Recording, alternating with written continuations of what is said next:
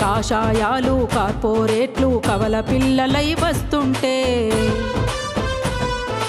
విశ్వవిద్యనే అగ్రహారమున అపసోపాలు పడుతుంటే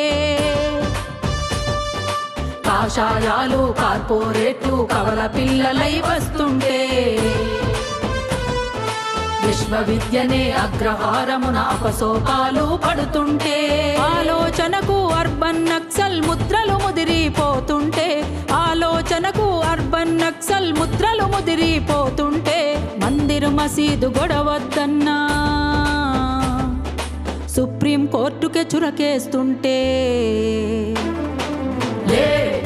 లేచిన కలమే కవి సందర్భం రా రచయితలై దాటగా ఈ సంక్షోభం లేచిన కలమే కవి సందర్భం